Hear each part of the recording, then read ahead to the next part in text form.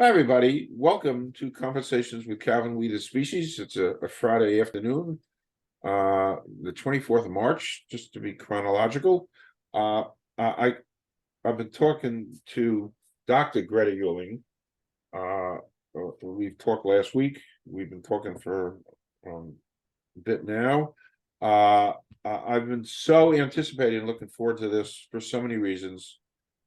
First, I have to say, she's the author of a February published book called Everyday War, The Conflict over Donbas, Ukraine. We're going to be talking a lot about the Ukraine and things that we've never considered here in the United States of what's going on there. Greta Uehling, I don't want to embarrass you and make you blush, but I got about 12 pages here of your accomplishments that I plunged through. In addition to being a professor at the University of Michigan in Ann Arbor, as we speak, in the U of P, you've got a degree in ethnology, which I'm going to ask you what it is in a few minutes. Your publications are endless. The migration studies. By the way, I could grab on and we can just talk for hours and hours, which we can't. But I had so many things. I've plunged through your accomplishments. It's the articles, the book chapters, the service that you've done, human trafficking, international perspective. We were just talking about that before we went on air. Your invited talks. So anyway, I'm deeply honored that you're here to spend some time. I also have to thank Nanda Disu from Coriolis Public Relations out in California.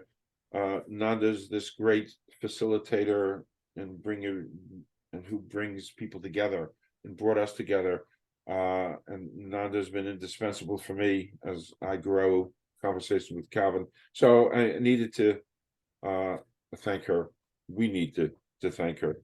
So that's the background. We're going to be talking and digesting everyday war, conflict over Donbas and Ukraine, and things that none of us, certainly I've never even considered, and I like to think I'm semi-worldly outside of the world of football and basketball. So I'm done with the monologue, and Greta, again, thank you for being here. I guess a little background, whatever you want to say. Let's do it. Yeah, absolutely. Thanks for having me. It's really great to be here today.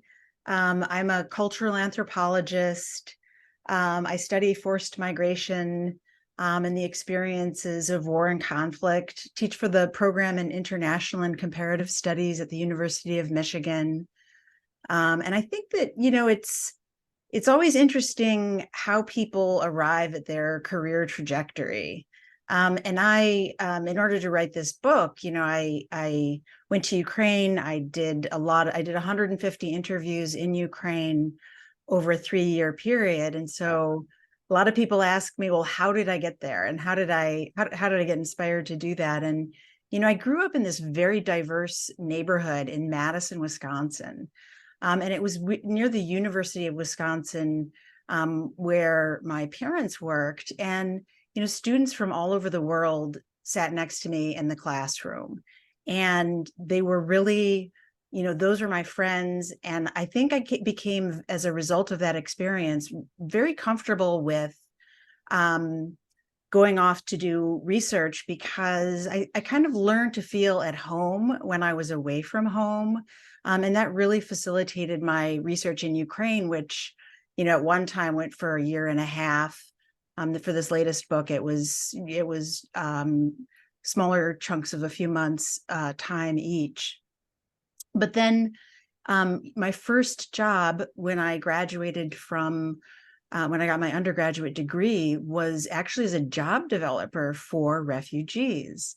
And in addition to really enabling me to enhance my language skills, it gave me a very deep familiarity with what it's like to be a refugee. I was a job developer here in the United States. Basically, it was my job to help refugees find jobs, with all that that entails. And so that was another really key inspiration that got me started into an academic career in anthropology. I considered getting a master's degree in international relations because I really admire the work that public servants do and that the work that policymakers do. But I think what most attracted me to become an academic was the freedom and creativity of deciding the questions to ask, and do original research. And so that's what got me interested in anthropology. And I've never really looked back. I've always really enjoyed it. I have to interject something for the listeners about Everyday War, the conflict of it. I've been reading it, and I've been taking notes, as I mentioned to Greta. This is, I think it's critical reading for all of us, because it takes us away from, it deals with, as one of the, we'll talk about it later. I mean, even smuggling insulin for children. There's so many different aspects about relationships and things that were important that I would never consider. So this is really, it's in the headlines every day. Again, I'm not just saying this, but I do believe this is kind of critical reading for all of us. It's fascinating reading, things that we would never consider. And it's important reading to bring us up to date, because this is our lives. We're all intimately involved in this whole thing. So, this is not, by the way, it's not an academic. It's really, yes, it's academic, but it's life. Mm-hmm. And it's written in such a way that it kind of reaches out and embraces and holds you and makes you think things that you'd never think about. But it's great reading, and I'm enjoying it. And when I take notes, that's even more demonstrative of how much I'm liking something, because my notes last. Mm-hmm. What is anthropology? And also one of your studies is ethnology, if you could define that. Yeah, most people don't really have a idea what anthropology is, but and in the United States, there's a lot of different kinds of anthropology. But I'm a cultural anthropologist, and that just means that I study living humans to explore present day cultures. And I think one of the ways that I like to think about it is anthropology is it's really the art of stepping inside other people's worlds to experience them from within through stories and experiences. And really the beauty of anthropology is it affords you a way to do that. It's all about kind of, mobilizing that transferable skill of empathic listening so that you can let go of your preconceptions and listen to what it is that people have to say, with the goal of surfacing stories that might otherwise not be heard. Okay. It's just about learning through experiences and stories. And I mentioned my kindergarten experience. Anthropology basically operationalized that into a career. I get to go home with people and listen to the stories that they tell me about their lives, and I try to listen as carefully as I can. I guess the other part of anthropology is that it's sort of halfway between the social sciences and the humanities. It's the most humanistic social science. And it's also the most, from within the humanities, it's kind of social scientific. But my particular approach is sort of about situated knowledge. It's about like who you are in the environment is part of the story. probably the best example of that is, I went to a little workshop when I was in southern Ukraine, and with people who had been displaced from the war. And when a young man learned that I was from the Detroit area, he was dying to talk to me. And so after the workshop was over, we sat down at a picnic table and started to chat. And we just got into the most fascinating conversation about his experience in Donbas. And it turned out that the reason that he wanted to talk to me was that the Cadillac Eldorado, which is manufactured in Michigan, is his favorite car. And so we connected over the Cadillac Eldorado, but it just went from there. Wow. A lot of folks, including myself, until I plunged into, thinks that this war is a little over a year old. It ain't. And we're going back to 2013, 2014, when the Ukraine was leaning towards the West, as I'm reading, that began to foment difficulties, political, and so this has been going on a long time. We just think it's a year, but it ain't. Anyway, your newest book, Everyday War, the conflict over Donbas, Ukraine, this came out February 15th. So the journey to write this, your journey to compiling it, and other things that you wanted to cover in this. So a little exploration of your writing of this. It was a long, Yeah.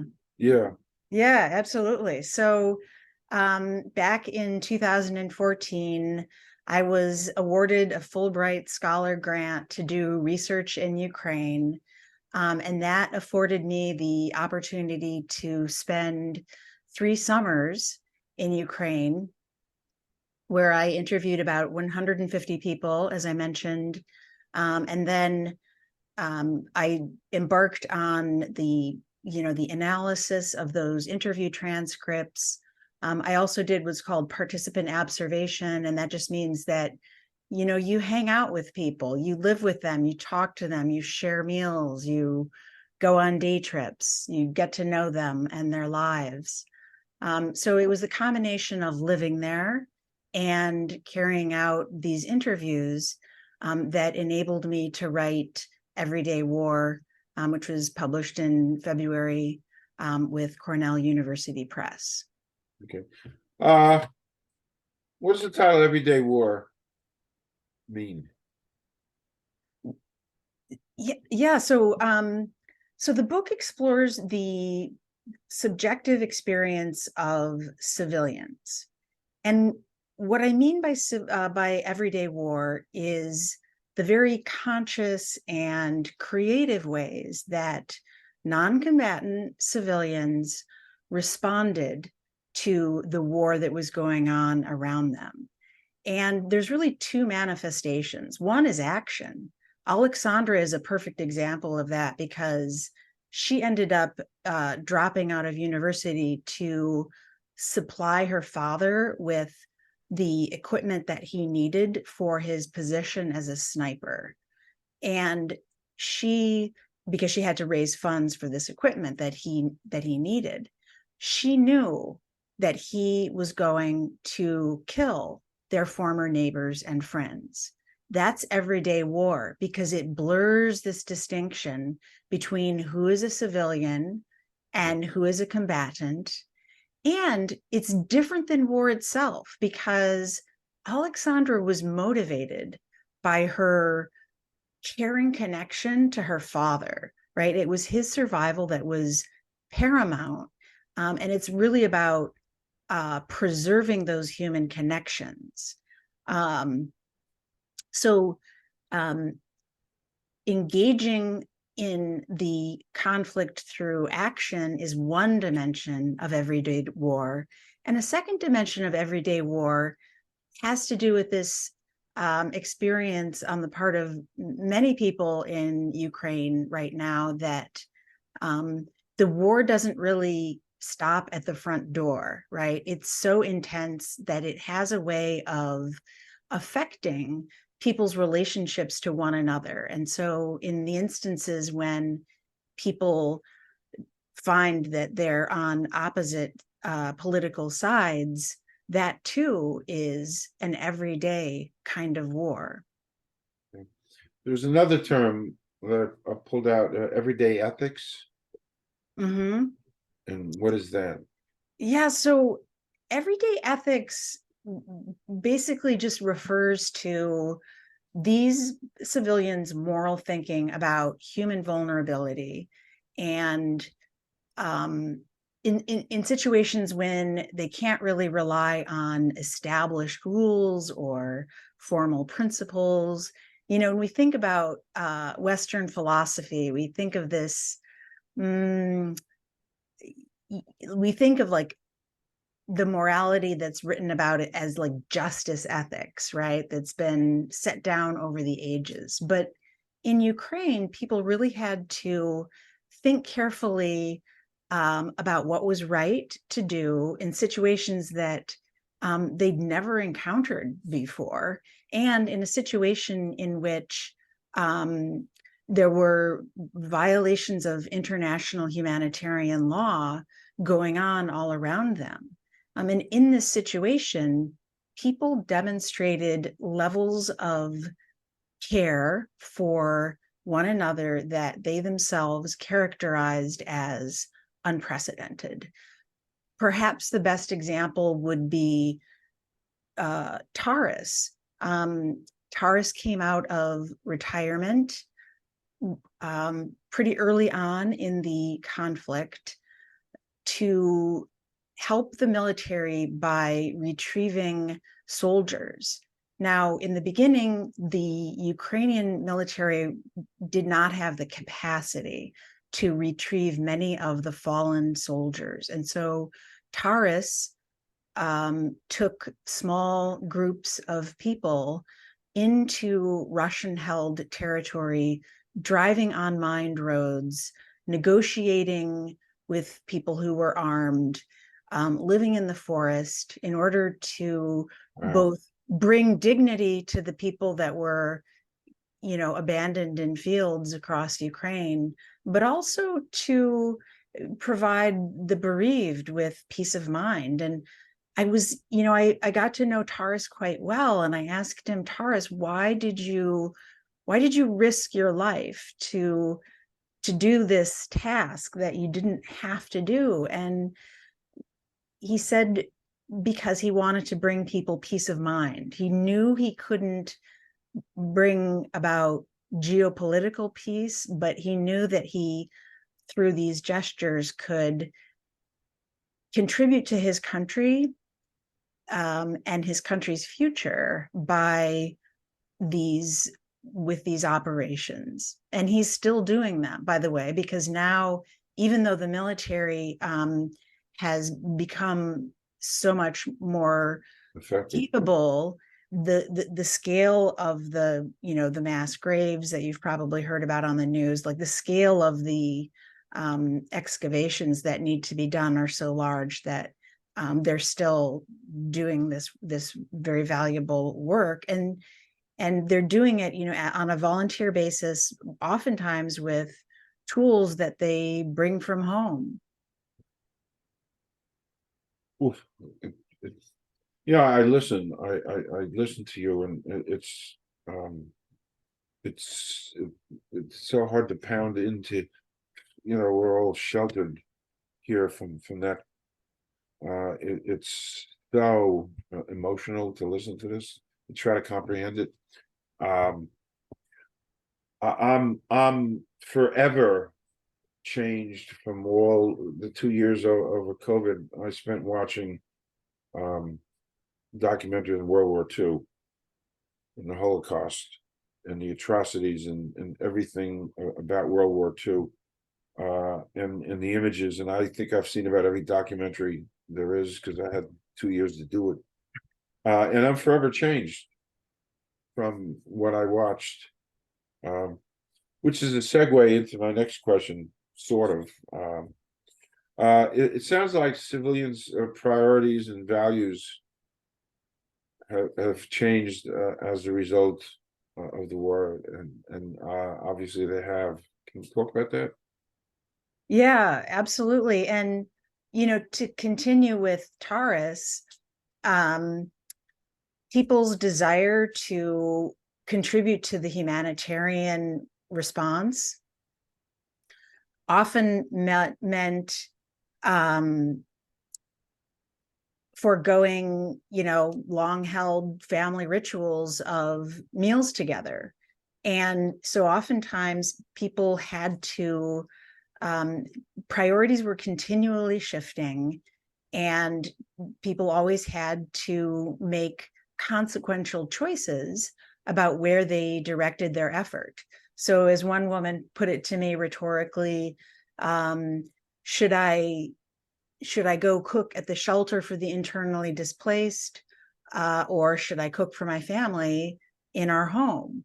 All over Ukraine, people were making very consequential choices. In the case of Alexandra, it had to do both with her future university career, but also it was about her father's survival. In the case of Taurus, it was about the dignity of the dead and the peace of mind of the bereaved.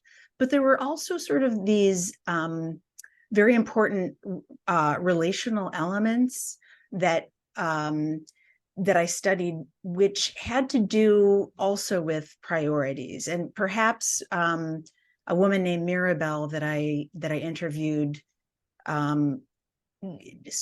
describes it the best, because she divorced as a result of the war. And the way that she explained it to me was that, she decided that she had to get her parents out of the war zone. Her husband, and they were newlyweds, decided that his priority was to stay there with his parents who did not want to leave. And so she said, I wanted to get my parents out. He didn't. And so I had to choose. Now, in an ordinary, peaceful society, those two things would never come into conflict, right? It would never become a choice. But in a war like the one on Ukraine, those are choices, and people had to strategize around that. And I think a good way to think about it is that with the war in Ukraine, the country is experiencing two interrelated crises.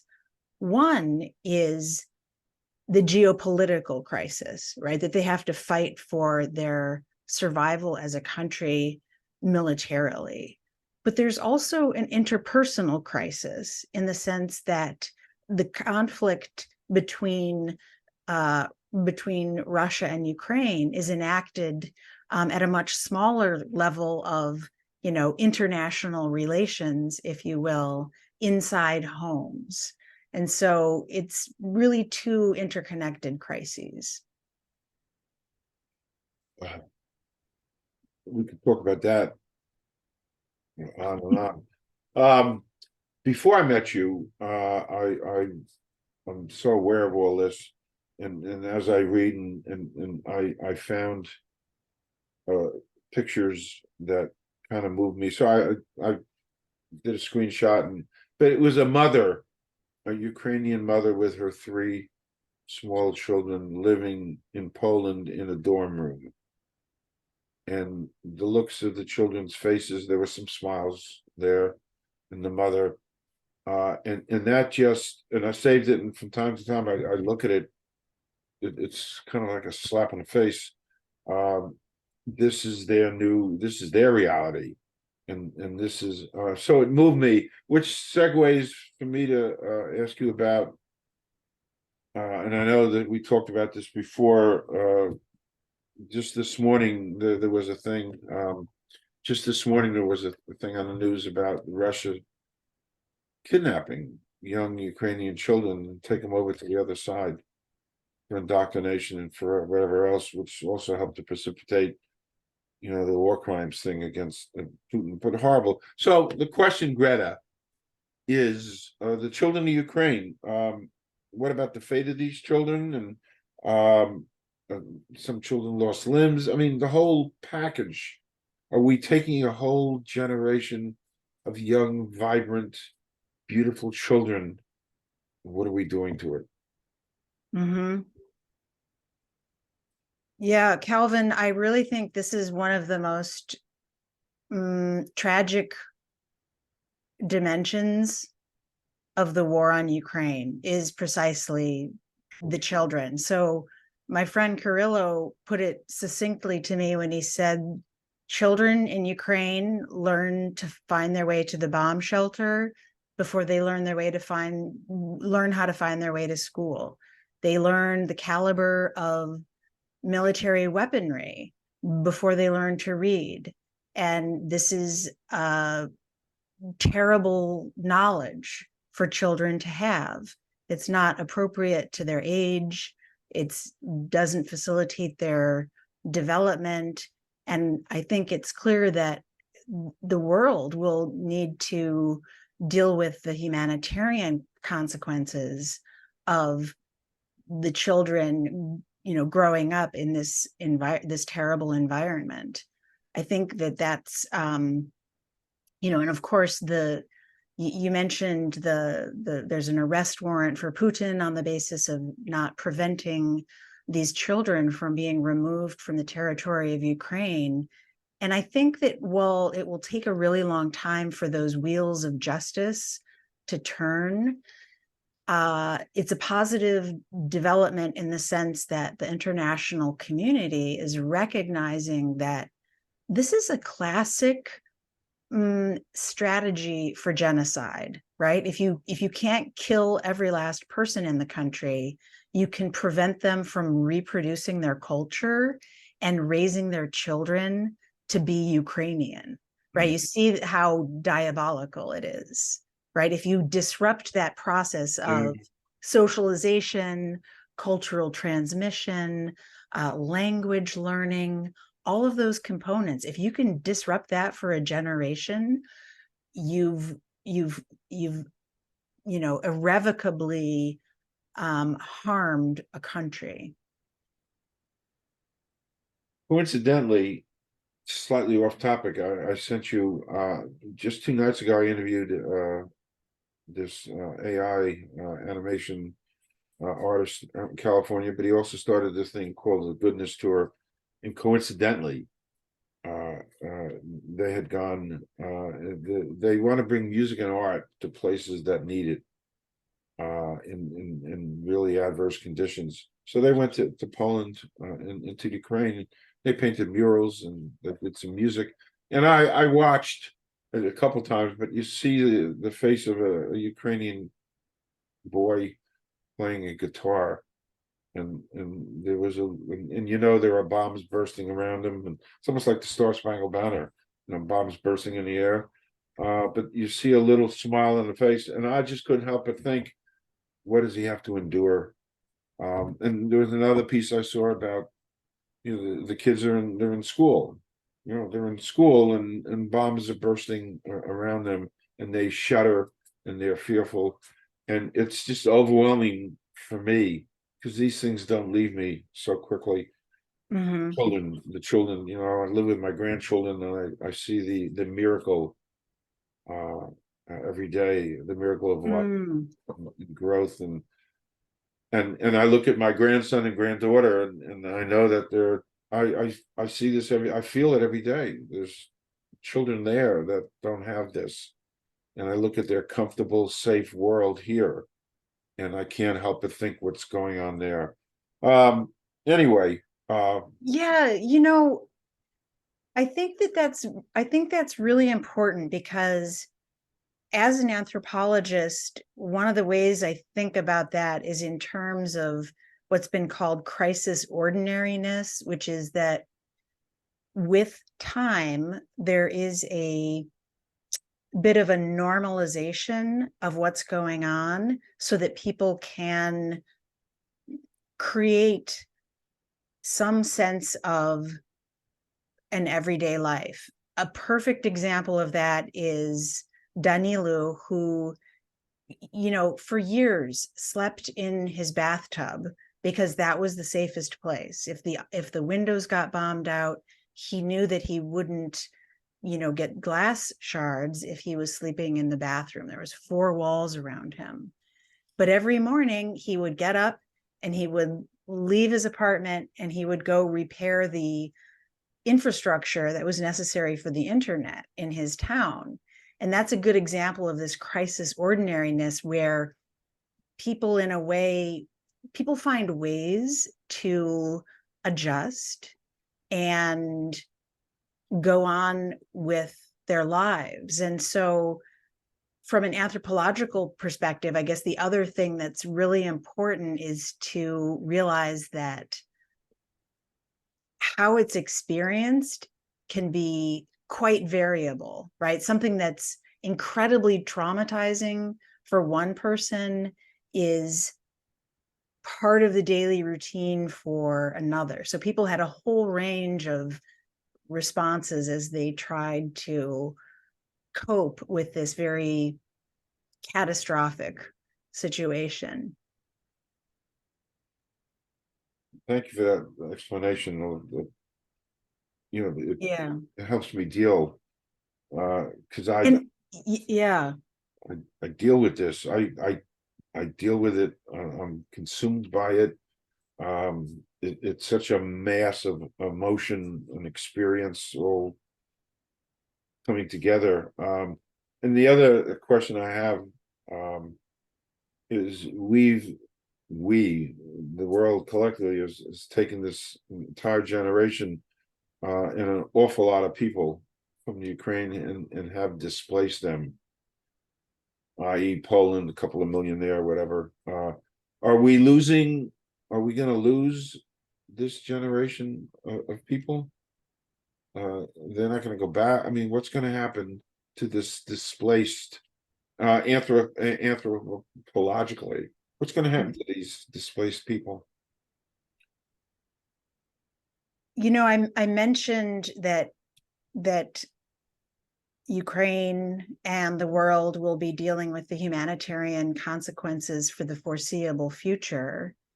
And even as I say that, I'm very optimistic for the future of Ukraine as a country, because as a result of the war, they have become much more unified than they were in the past.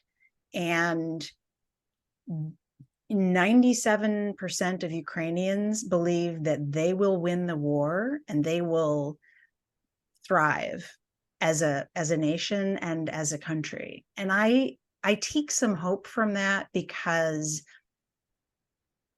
I think that we're witnessing tremendous resilience in people, and that will bear fruit. That isn't to minimize the trauma, that isn't to minimize the damage, that isn't to minimize the pain. It's just to say that Ukrainians have resolved that they're together in this, and that's a pretty positive outcome. Calvin, you mentioned people missing limbs a few minutes ago, and how, when in the context of these children, that not only are there the psychological wounds of war, but there are these physical wounds that people lose limbs and are injured. And when I was doing my research in Ukraine, I got very interested in this because a woman said to me, she said, Greta, this whole country is one big wound. And I thought about that so much, right? Like, and as I would, go on the metro or walk the streets or take the bus, I started to notice that many people who had lost limbs had not replaced them with prostheses. And I didn't understand that at first, because in the United States, it's very rare to see somebody who isn't wearing a prosthesis if they've lost a foot or a leg or an arm. And so I started talking to people about it. And in fact, I even went to a factory that was manufacturing prostheses. And I learned so much from that experience because as I started to talk to people, and especially veterans, one of the things they explained to me was like what veterans said to me is that, Greta, you have to understand that we don't like complaining and we're not used to it. So we're not going to complain. Wow. And there was this other really amazing element, which was he was saying to me that, when after a person loses a limb, and they're sleeping in a tent, they're close to the front. From the outside, that looks pretty bleak. But what he told me, at least from his perspective, was they are so happy just to see another day, with that when they wake up in the morning, Wow. that's what counts. And missing a hand or missing a leg, not good, but it's secondary to just having your life. Wow, is that powerful? Wow. Put people through that. Wow. Well, they're an amazing people. The more I'm listening and reading, quite an amazing people. Another good segue. So, what caused this war? And I had asked you this, I think, last week. Is some of this residue fallout from World War II, post World War II, and the way things were post World War II? Is some of those feelings and mindsets, maybe on the part of Russians? Uh, uh, yeah, that's the question. I keep thinking about that. What caused this? I try to be open-minded and try to understand both sides. I'm not an expert, far from it, but I observe things. So if you have a thought on that. Yeah, I'm absolutely. It's multi-causal. I mean, perhaps the biggest shift took place between Russia and Ukraine after the revolution in Ukraine that happened between 2013 and 2014, which was about Ukrainians essentially trying to decide whether their country was going to seek greater rapprochement with the European Union, with all that represented culturally, trade, diplomatic, or were they going to maintain these very close ties with Russia? And that was really the first sort of seed of war. People in the eastern regions where the fighting first broke out disagreed about that. Some of them were in favor of what people were saying in Kiev, which was pursue that European direction. Others saw their economic future, if nothing else, in continued trade with Russia. And those are the people that won out in the first few years of the war, because, of course, they were backed by Russia. Russia sent cadres to infiltrate government structures. They sent mercenaries to help fight off Ukrainians' response to that. But there's also some deeper factors that go into it. The Donbas always had a strong regional identity.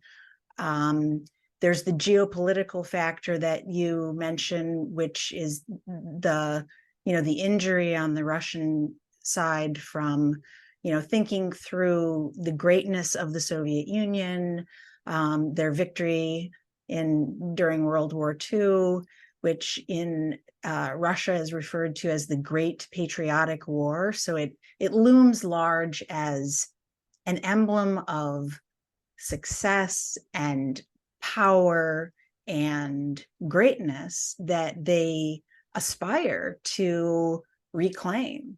So it does enter in. It's there. I always think about that, and the breakup of the Soviet Union, and I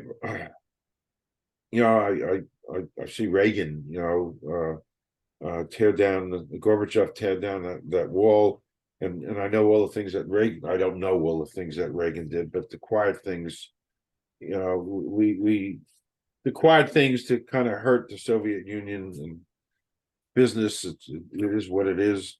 I often think how we'd react if Texas just decided now, they just want to go off on their own. All these things fly through my head. So we've almost come. By the way, Greta, I could talk to you all day about this to keep learning more and more. Of course, one of the best ways to learn more and more is for folks to go out and get Everyday War, and that's available at Cornell University Press and Amazon.com, and I'll have all those links down there. Just one, one we discussed this before we went on air. There's so many things you don't even consider. In my note taking, two things, and I never considered this, but and then you talk about this in the book, and again, I would never. But war can reconfigure intimacy in relationships that you never considered. So that's one thing, just to make a couple of comments on. And the other thing, the last thing, I'm giving you two at once here. There's a smuggling business of pediatric insulin. I mean, I can't, insulin's in the news here because they dropped the price. Finally, Eli Lilly out there in the Midwest. Anyway, those two thoughts, and then we'll kind of do a wrap. Okay. Yeah, so let's talk about the insulin. The